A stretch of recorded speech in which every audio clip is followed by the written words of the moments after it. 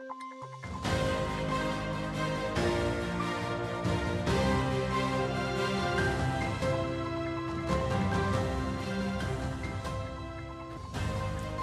et messieurs, bonsoir et bienvenue dans Question d'actu. Ce lundi 12 mai, Sa Majesté le roi Mohamed VI a présidé un conseil des ministres aux enjeux cruciaux pour l'avenir du pays. Parmi les sujets évoqués à l'occasion de ce rendez-vous, les conséquences des récentes pluies sur la campagne agricole, la situation du cheptel national et l'état des ressources en eau du royaume.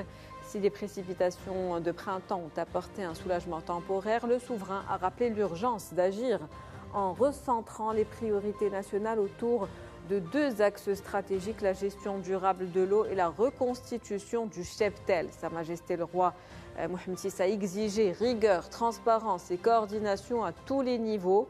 Les autorités locales seront mobilisées sur le terrain pour encadrer, accompagner et garantir l'efficacité des actions engagées. Une mobilisation nationale s'impose pour préserver la souveraineté alimentaire et la sécurité hydrique du pays. Une mission de taille, répondre à l'urgence sans perdre de vue l'avenir. Et on en parle dans un instant avec nos deux invités. Monsieur Mohamed Taher Srairi, vous êtes professeur de l'enseignement supérieur à l'Institut agronomique et vétérinaire Hassan II. C'est un plaisir de vous avoir avec nous. Bonsoir. Merci pour l'invitation. Merci de l'avoir accepté. Puis avec nous également, Monsieur Larbi Zgdouni, vous êtes agroéconomiste et ruraliste. Bonsoir et merci d'être avec nous. Bonsoir, madame. Alors, Monsieur Srairi, Sa Majesté le roi Mohamed VI, je le disais à l'instant, a interpellé le gouvernement sur la situation actuelle du cheptel. Le cheptel qui a perdu 38% de son effectif en 9 ans. Quel est aujourd'hui l'état des lieux? Quelle est la situation? La situation, elle est à la hauteur des chiffres avancés. Donc, on a reculé, c'est indéniable. Et je peux dire qu'en fait, dès, je dirais, le milieu du plan Maroc vert, vers 2014, on avait déjà les prémices d'un malaise dans le secteur de l'élevage. Et pour moi, la raison, elle est très simple. C'est qu'en fait, on a dématérialisé les filières lait et viande rouge, parce que c'est surtout de ça dont il s'agit, par rapport aux acteurs et aux territoires où ces productions se passent. Et donc, on a oublié que, un, il y a des empreintes hydriques importantes pour produire du lait et de la viande.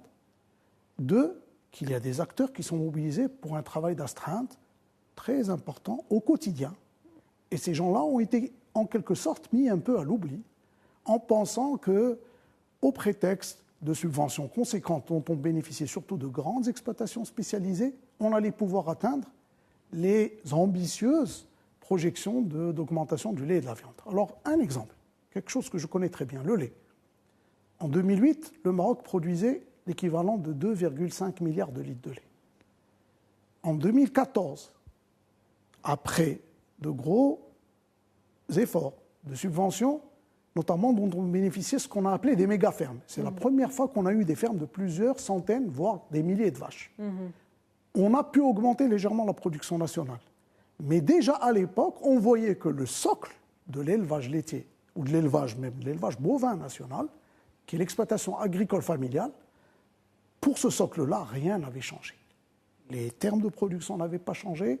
On avait déjà eu des crises climatiques, on avait déjà eu des crises financières, la fameuse crise des subprimes de 2008, et on voyait les vulnérabilités réelles qui se traduisaient en fait par un prix de revient supérieur au prix de vente des produits. Mais, tout ceci étant dit, l'élevage demeure fondamental dans les équilibres des exploitations agricoles à l'échelle de tout le pays. Et d'ailleurs, l'élevage est vraiment une activité ubiquiste, c'est-à-dire qu'on va la trouver sur tous les territoires, avec des espèces peut-être différentes, mais partout il y a de l'élevage. Pourquoi on peut se poser la question, pourquoi il y a de l'élevage? Tout simplement parce que la littérature scientifique est claire là-dessus. L'élevage a des rôles parfois qui dépassent le simple rôle économique ou la simple fourniture de produits importants comme le lait et la viande. Il y a les équilibres écosystémiques dans les exploitations. Le fumier, on n'en parle pas beaucoup, c'est fondamental. C'est ce qui permet de garder la fertilité des sols. Vous avez bien sûr la sécurité alimentaire.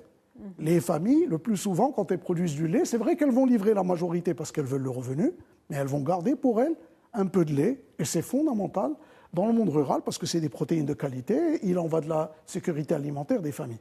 Donc tout cela, quand vous le mettez côte à côte, on avait les prémices que quelque chose ne marchait pas bien.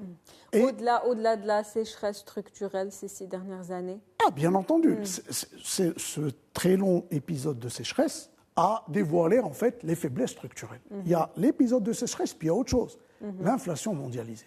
C'est-à-dire que toute l'eau virtuelle, pour revenir à l'empreinte hydrique, quand il vous faut par exemple 1500 litres d'eau pour produire un litre de lait, la facilité avant, c'était de se dire on va aller chercher de l'eau virtuelle, donc des produits alimentaires pour le cheptel de l'étranger.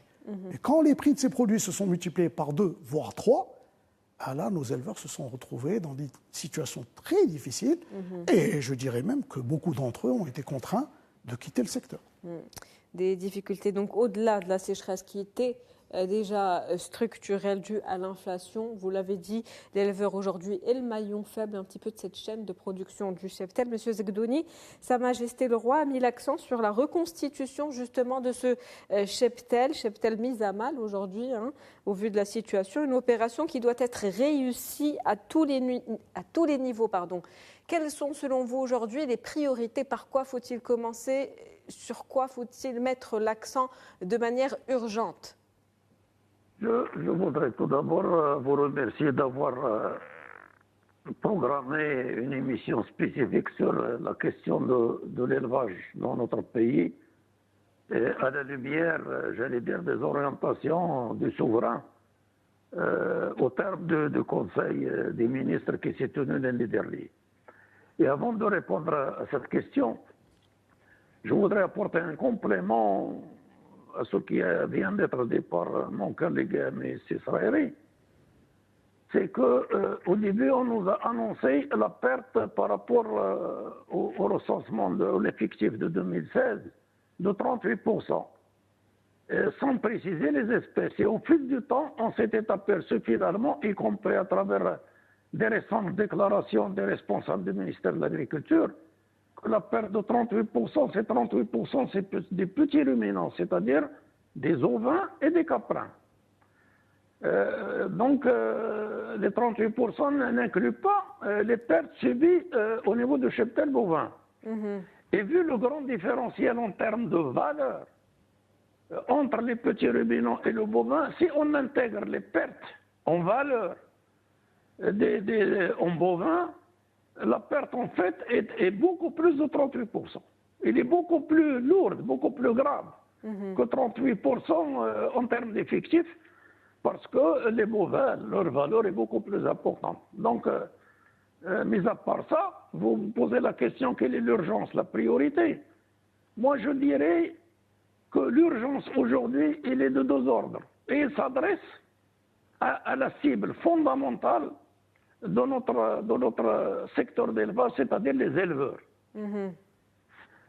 L'urgence consiste à reconquérir, à regagner leur confiance, dans la mesure où les circonstances ont fait que la décision, à juste titre, de Sa Majesté appelant les Marocains à surseoir, j'allais dire, au sacrifice de l'Aïd, n'a pas empêché à ce que beaucoup d'éleveurs avaient déjà beaucoup investi dans l'engraissement, dans la préparation des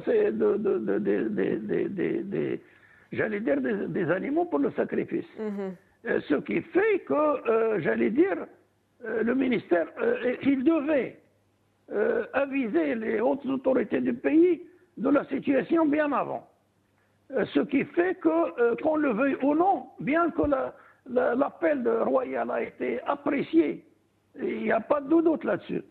Mais ceci étant, ceci n'a pas empêché à ce que des éleveurs qui ont investi des mois durant dans la préparation des animaux pour l'Aïd se sont trouvés à subir, qu'on le veuille ou non, des pertes sur les investissements qu'ils ont dû consentir pour préparer ces animaux.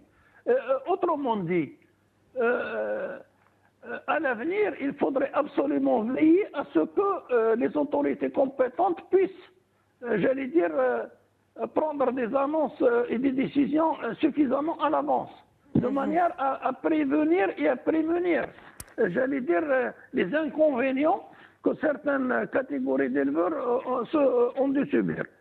Selon vous, M. Zegdouni, selon vous, la priorité aujourd'hui, c'est de soutenir, on l'a bien compris, l'éleveur. Oui, mais concrètement, si vous permettez, concrètement, je traduis ça sur le plan opérationnel. Ça veut dire qu'il y a deux niveaux de réponse à apporter. Il y a une réponse à très court terme, ce que j'appelle moi la réponse de la diligence. On dit on va soutenir, mais les éleveurs attendent toujours le soutien.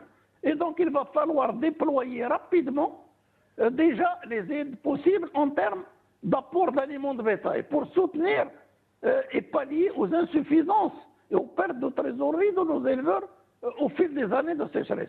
Donc là, l'urgence, c'est d'abord faire preuve d'un discours, j'allais dire, sérieux, responsable, crédible, en traduisant les annonces faites à travers les médias par des actes concrets sur le terrain, de manière à ce que nos éleveurs sentent qu'effectivement les pouvoirs publics se mobilisent d'urgence pour leur venir en aide. Donc ça, c'est le court terme. Le moyen terme, il faut le rappeler, la reconstitution du cheptel national, ce n'est pas une affaire de 2 mois ou de quelques années. C'est une œuvre au moins de moyen terme. Donc le deuxième, j'allais dire, levier sur lequel les autorités compétentes devraient agir, c'est annoncer, donner à nos éleveurs une visibilité sur le moyen terme. Pour faire un parallèle d'actualité, tout récemment, le gouvernement a annoncé un programme de soutien aux exportateurs d'agrumes à hauteur de 1000 dirhams la tonne exportée, sur la base d'un quota, c'est-à-dire 1 dirham le kilo. Et le gouvernement n'a pas hésité à dire, aujourd'hui, nous sommes en 2025, que ce programme de soutien aux exportations d'agrumes du pays bénéficieront jusqu'à 2028 d'un soutien de l'État. Voilà le type de... Je ne suis pas en train de défendre ce programme de soutien pour l'agrumiculture. Je prends juste comme exemple qu'est-ce que le gouvernement devrait annoncer un programme de soutien de moyen terme pour la reconstitution du cheptel national. Vous appelez à l'action, à une action immédiate du gouvernement pour pouvoir justement soutenir ces éleveurs qui en ont tant besoin en ce moment. Monsieur Srairi, justement, Sa Majesté le Roi Mohamed VI a insisté sur un encadrement rigoureux de soutien aux éleveurs parce que cette question de soutien actuellement continue à faire débat autour donc des subventions des aliments, des bétails, du bétail. Qu'en pensez-vous Je pense qu'il faut revenir à la structure de l'élevage national. L'essentiel de la production de lait et de viande est le fait de petites exploitations familiales, le plus souvent qui ont moins de 5 vaches et moins de 20 brebis.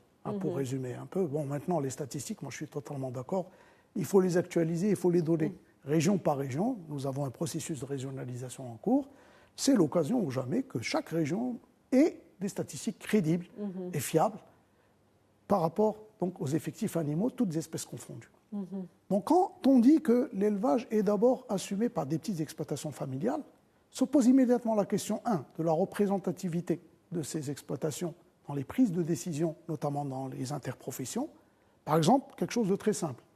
Qui prend quoi en termes de valeur si je prends le lait, par exemple, ou la viande? On a vu toutes les polémiques qu'il y a eu dans la presse sur l'existence d'intermédiaires, sur le fait que la valeur, alors que c'est les éleveurs qui font l'effort principal pour produire la matière première à l'origine même de ces filières.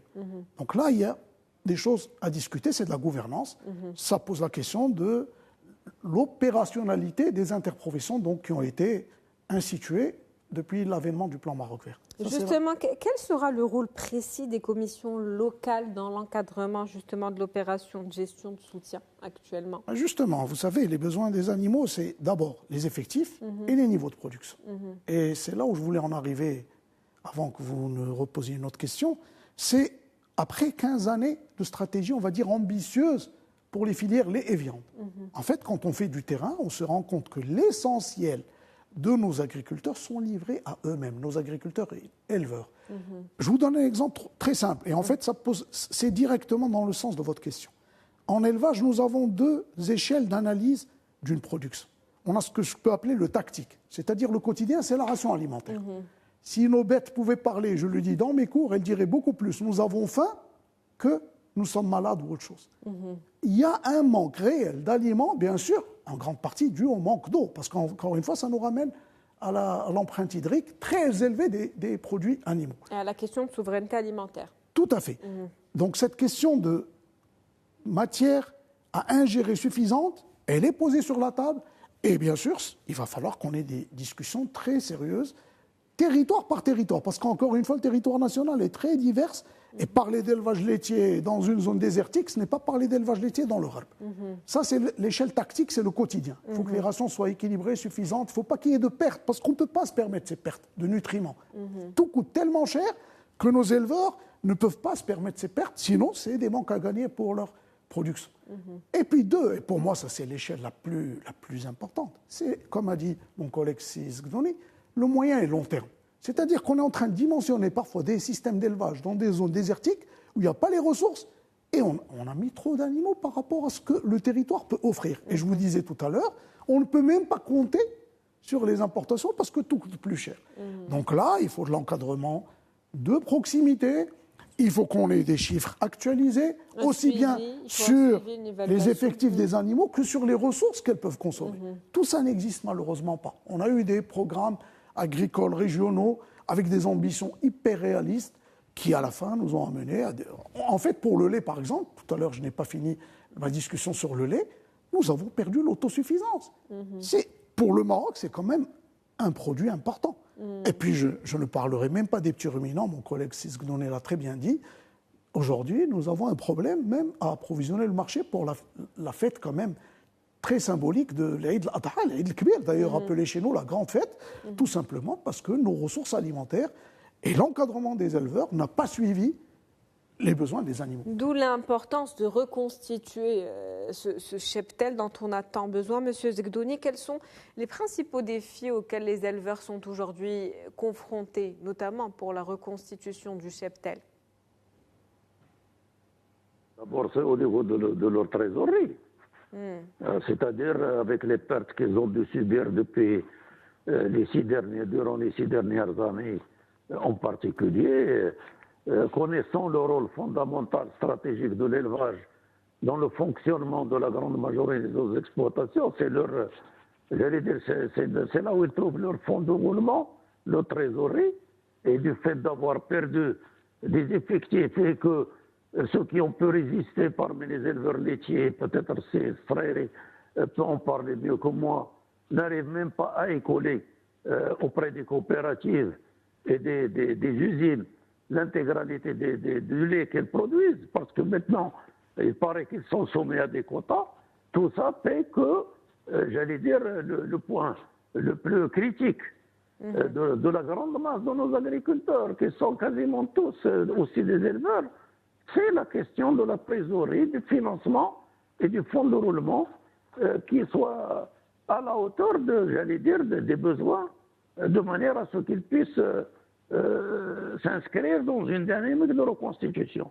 Et je voudrais juste apporter peut-être un point de vue, il est soumis au débat, c'est que lorsqu'on entend parler de reconstituer le cheptel national, de mon point de vue, je ne pense pas qu'on puisse imaginer un instant une reconstitution à l'identique de ce qu'il était auparavant, dans la mesure où beaucoup de choses ont changé, ont évolué, à commencer par l'appauvrissement depuis des décennies de nos ressources pastorales, du fait d'un maintien, j'allais dire, artificiel, du fait d'un usage peut-être pas suffisamment réfléchi des subventions. Au fil du temps, nous sommes arrivés à entretenir un cheptel avec des sureffectifs qui dépassent largement les capacités dans notre pays à assurer l'alimentation de ce cheptel. Ce qui fait qu'au fil du temps, on a fini par installer notre secteur d'élevage en dépendance structurelle vis-à-vis des importations, notamment d'aliments de bétail.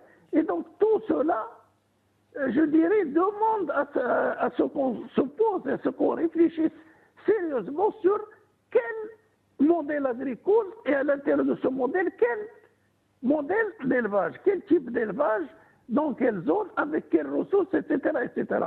Et tout ça m'amène à revenir au communiqué du porte-parole du cabinet royal au terme du Conseil des ministres qui a examiné les termes, utilisé le terme de professionnalisme, l'expression sur la base de critères objectifs, tout ça, et le fait que Sa Majesté ait interpellé le ministre de l'Agriculture sur deux aspects, c'est l'impact des dernières précipitations sur la campagne et sur les mesures que le gouvernement aurait prises pour reconstituer le cheptel. Et on constate, à la lecture attentive du communiqué, que autant il a rapporté les éléments de réponse sur l'impact des pluies, autant il n'y a aucune mention sur les réponses que le ministre de l'Agriculture aurait apportées sur la question de Sa Majesté concernant les mesures du gouvernement sur le constituant. Tout là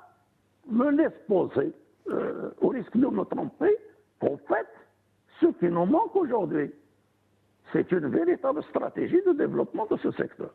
Il me semble, à la lumière de ma lecture de ce communiqué, qu'en fait, le gouvernement, ce qu'il essaye de faire passer comme action, comme mesure, ne s'inscrit pas, à la hauteur de la gravité de la situation du secteur dans l'élevage de notre pays. Lequel secteur, c'est un patrimoine national. C'est un patrimoine national et nous devons tous, quelle que soit notre position, producteurs, consommateurs, encadreurs, chercheurs, responsables, nous devons tous nous mobiliser parce qu'il va du sort et du ressort d'un patrimoine national sur lequel reposent des pans entiers de nos populations rurales et une bonne partie de notre sécurité alimentaire ou souveraineté alimentaire repose aussi sur ce pilier de l'agriculture marocaine. L'agriculture marocaine a deux piliers. Il y a les productions végétales, il y a les productions animales. Si on n'intègre pas ça dans notre analyse et dans notre stratégie, on ne résoudra pas les problèmes. Et donc tout ça, pour résumer, reconstituer certes, mais cela ne veut pas dire à l'identique. Une mobilisation donc générale pour préserver aujourd'hui, vous l'avez dit, notre patrimoine national. Général et responsable. Général et responsable, vous avez soulevé des questions intéressantes. Quel modèle d'élevage et quel modèle agricole? Pour conclure, Monsieur Sraïri, justement, moi je pose une autre question, c'est quelle stratégie nationale aujourd'hui pour répondre à nos ambitions? En 2011, j'avais publié un article dans une revue scientifique, je parlais du développement de l'élevage au Maroc, succès relatif, dépendance alimentaire. Je ne pensais pas qu'après 15 ans, 14 ans, nous sommes en 2025, on allait être là où on est aujourd'hui. Franchement, on est dans une situation très difficile. Je rappelle qu'historiquement, l'élevage au Maroc, ça a été une des raisons pour laquelle le pays a été convoité par les puissances colonisatrices. Comme a dit Sizgdouni, ça fait partie de notre patrimoine historique, ça fait partie même de notre identité. Pour ceux qui ne le savent pas, la race mérinos mondiale qui produit de la laine, elle vient du nom mérinide. Donc nous sommes un pays d'élevage, avec une réelle diversité, des territoires différents, des produits excellents, qui font la renommée de certains territoires. Pas besoin de rentrer dans les détails, on connaît tous la Sardie, etc. Maintenant, il faut se projeter vers l'avenir. Moi je suis totalement d'accord avec mon collègue, ça ne peut pas être fait à l'identique. Il y a les effets du changement climatique, il y a les effets de l'inflation, donc la volatilité des prix, et ça on va vivre avec éternellement. Donc qu'est-ce qu'il faut faire? Là, moi j'appelle à l'ouverture d'un débat national, et je pèse mes mots avec les représentants des éleveurs des différents territoires, espèce par espèce.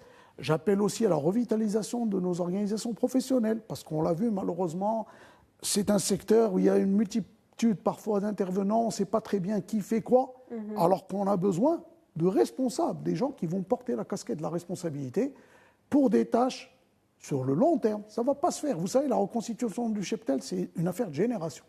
Ça va au moins prendre 4 ou 5 ans. Si on a des conditions favorables et si on met la volonté politique, et je n'en doute pas une minute, il y a la volonté politique. Après, et ça a aussi été dit par mon collègue, il faut redonner confiance à tous les acteurs. Parce que beaucoup de personnes ont abandonné l'élevage, vu les multiples contraintes au quotidien qu'impose l'élevage. Travail d'astreinte, les difficultés par rapport à l'approvisionnement en intrants, les difficultés par rapport à la vente des produits, etc.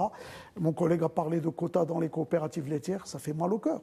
Dans cette situation où tout a augmenté, vous dites à des éleveurs, vous ne pouvez pas vendre votre lait parce qu'il y a un quota pour une raison X ou Y, et que tout le monde sait très bien qui est derrière cette raison.